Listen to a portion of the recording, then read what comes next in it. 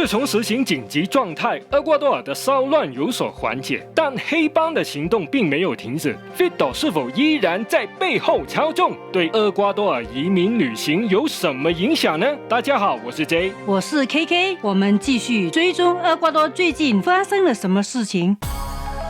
电视台袭击后续，在1月9日，瓜亚基尔 TC 电视台节目直播间被13名武装罪犯袭击，这个事件让瓜亚基尔陷入混乱。那么这帮袭击电视台的罪犯是什么来头呢？有网友表示，他们大多数是犯罪时间很短的新手，是恐怖组织 Los Tiganones 的小弟，冲进电视台是为了在黑帮大佬面前搏出位。为什么这样说呢？这位网友认得其中一个是他家附近的男生，他曾经打电话询问男生的亲戚到底发生了什么回事，但那个亲戚也不知道详细情况。这个年轻的罪犯早就已经离家出走了，真是一般愚蠢的人啊！会不会受到那个男人的唆摆呢？很有可能啊。虽然这次事件没有造成重大伤亡，但后续可以说是疑云密布，令人震惊的事情继续发生。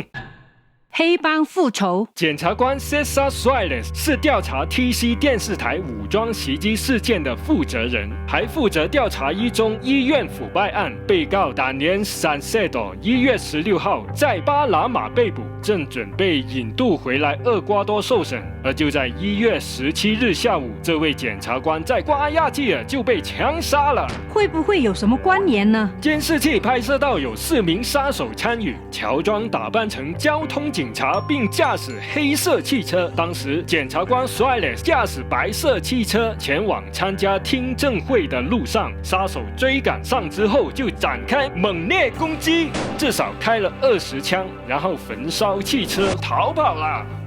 这是真的是专业杀手啊！检察官的亲戚声称，在案发前不久就收到一个电话，要求他马上前往一个神秘地点，但他的行动并没有得到警方保护，有可能是被出卖了。哎呦喂，怎么有点像无间道的情节？是啊，真的有点相似。如果检察官不是收到信任的人电话联系，怎么会轻易前往呢？调查这个电话的来源，可能就找到关键线索。案发当晚，警察就成功逮捕了2名嫌疑犯，他们都属于 Chonegile 恐怖组织，目前还不知道幕后黑手是谁，而且还有2名嫌疑人在逃。为了安全起见，检察官办公室开始远程办公。这台越狱大戏真的是越演越烈啊！是啊，真的是要密切留意哦。欢迎留言说说你的感受，你的行动会帮助演算法推荐这部影片给更多有兴趣的朋友观看哦，感谢支持。